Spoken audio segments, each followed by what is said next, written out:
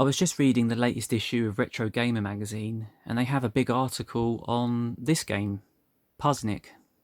So this game's a floppy disk game, and it's actually one of only 2 games that we had on floppy disk. We had this and Chips Challenge. Partly because we got a disk drive quite late on, but also, if you look there, the price is over £16, whereas a tape game, well, a full price tape game would have been about £10, and most of the games that we bought were either second-hand games for very cheap or budget re-release games for £2 or £3. But actually what we ended up doing is that we ended up buying a lot of tape games and then saving them to disc using a thing called a multi-face 2 that we had. It looks like they've put a couple of labels on this for whatever reason. Now these were always really solid floppy disks. And actually all of the ones that I had originally all still work perfectly fine. It's just ones that I've bought in recent years on eBay that don't work anymore. I've said this before a few times, but I find cassette tapes are more reliable nowadays, and they almost always work when you buy them second-hand. Amstrad floppy disks are not too bad. Most of them still work today. It's just those 3.5-inch floppy disks on things like the Amiga and the Sam Coupe that almost never work. So I guarantee this game is going to work first time. So here we go, let's play some Puzznic. For a minute there I completely forgot what you're supposed to type in to load disc games. You almost always have to spell disc with a C on the Amstrad.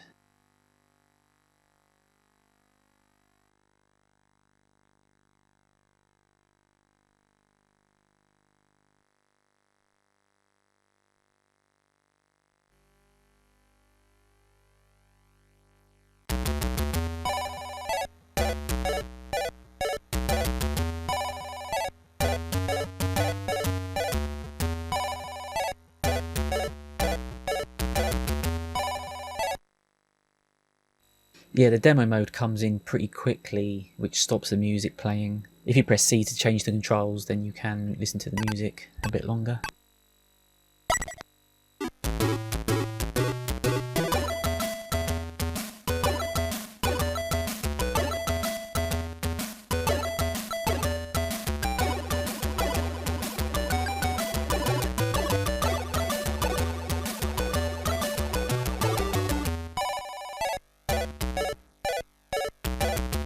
Right, so you get a choice of which set of levels to do, which is quite nice. So you can take different routes through the game. This was published by Ocean. Ocean published some really cracking games for the Amstrad. I think Ocean was the biggest publisher in Europe at one point. They started developing games for Nintendo consoles quite early as well.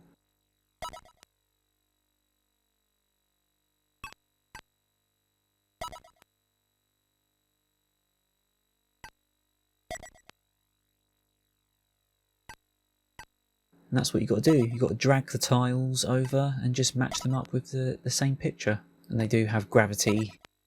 And it's a simple enough game that all of the 8 bits can handle it really well. I think just by chance it's quite well suited to the Amstrad because of how many colours the Amstrad can display.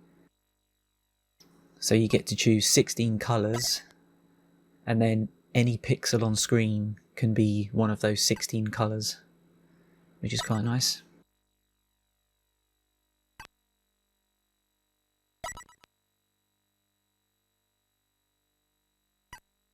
Obviously it gets more difficult as you go along. You can find yourself getting into no-win situations if there's an odd number of tiles and you accidentally get rid of 2 of them instead of 3 of them at the same time, but you have a limited number of retries.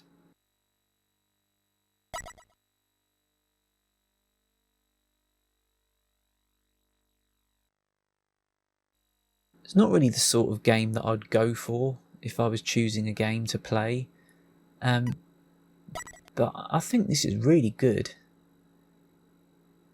Perhaps it's missing out on in-game music, because I think some of the other versions do have in-game music. But no, this is really good.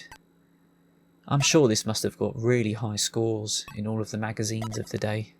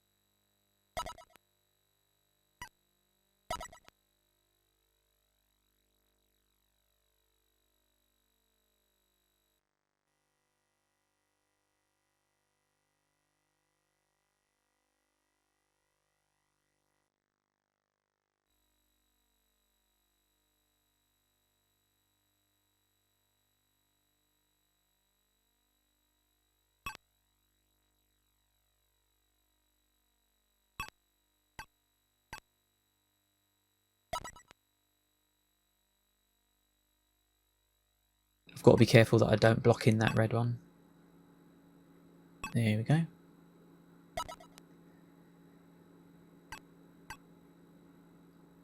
Actually, when I was recording this footage, I was thinking to myself, I really hope I don't do something stupid. You know, if there's a fairly easy puzzle that I get stuck on. I don't really play puzzle games all that often.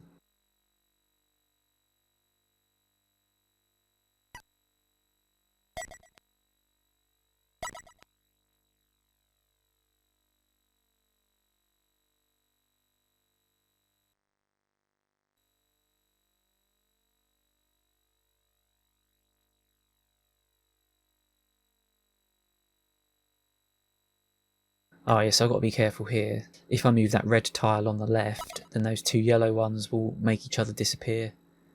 And I'd only have been left with one, so you do have to use your brain. You have to use the old grey matter every now and then.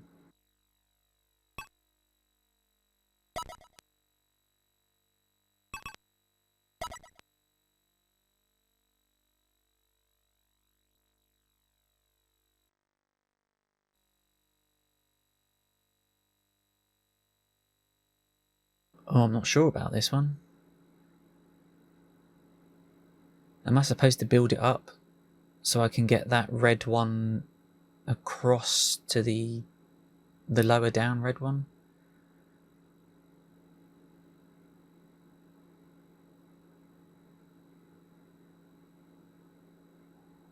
I could have just moved that purple one across, couldn't I? God, you can tell I'm really thinking about this one.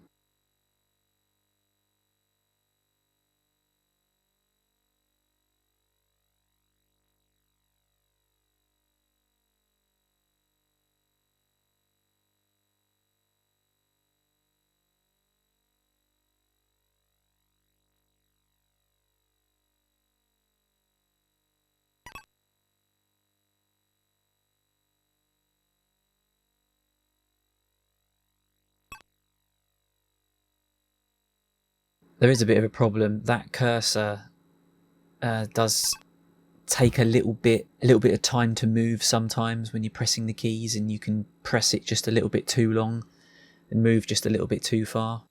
And yeah, and so I ran out of time, and running out of time is an instant game over.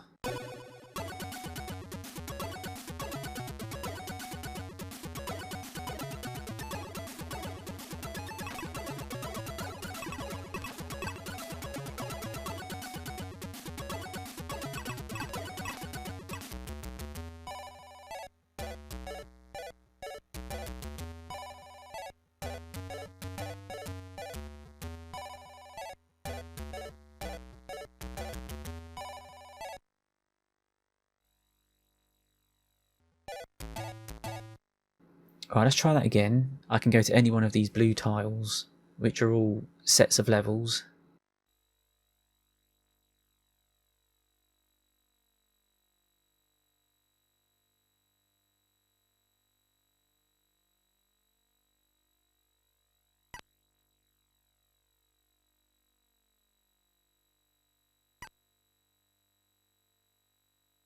I think I've screwed that up already, haven't I?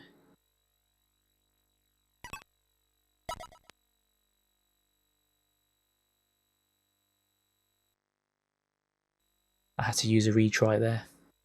Some of these are a bit more obvious now that I'm watching it than they were at the time.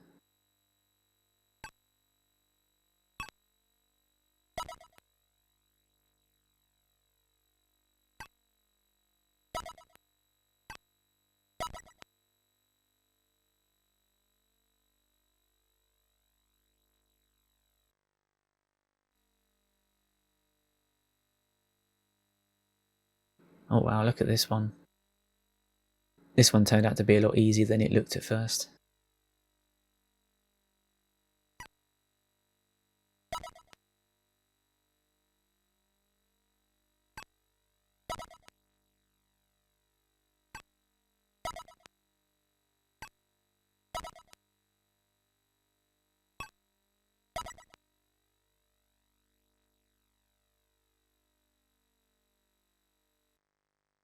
This one's another one that's quite easy, but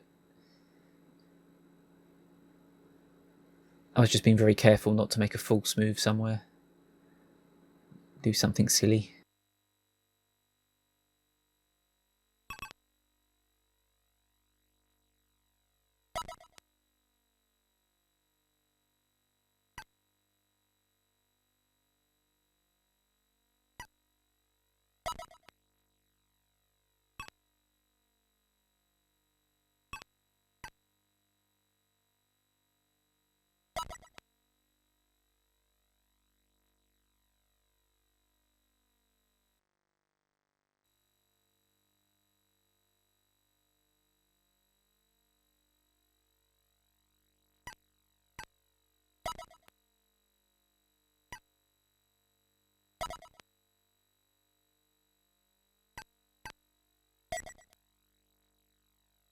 I should say, even though this is a disc game, it's not a game that's only on disc.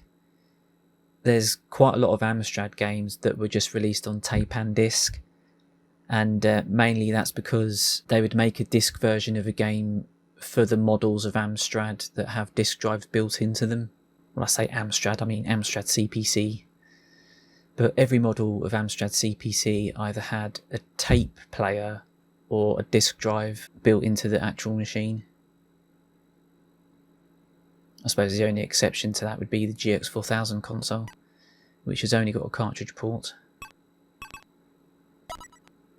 Actually, speaking of the GX4000, this game came out in 1990, so it could have easily been a cartridge game, but for some reason they selected it to not be a cartridge game, and I think Ocean was the company that published the most cartridges for the GX4000.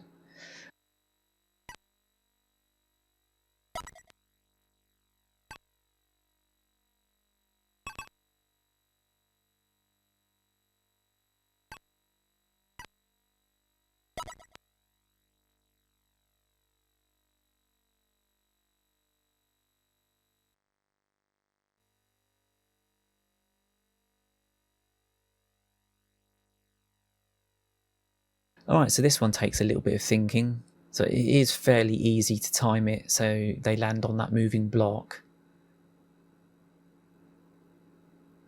But then you have to be careful about making sure you don't get two of the same colour touching, because I think there's just enough to beat the level.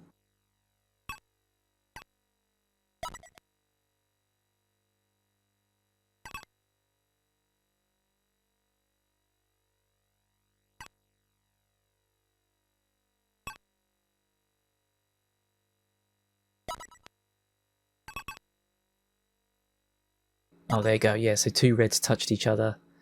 So I don't think I have enough reds to finish it now.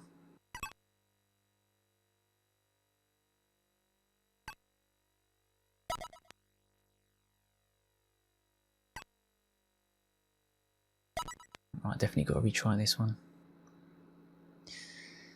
Yeah, so we got a portable disc drive for our Amstrad, and I'm pretty sure we got it quite late on.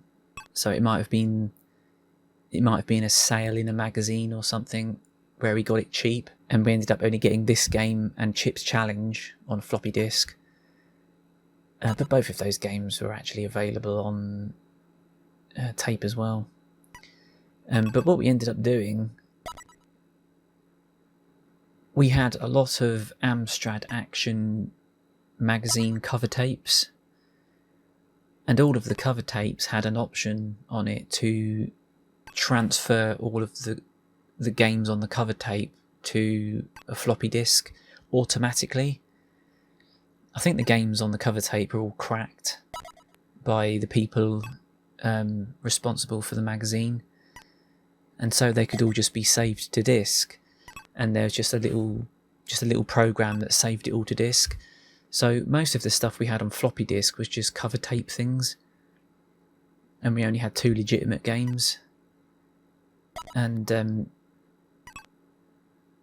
actually, I do remember not long after my dad got the disk drive, we played a game,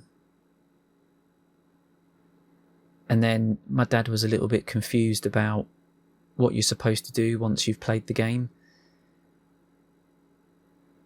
He wasn't sure how to rewind the floppy disk, so I think he phoned up my uncle.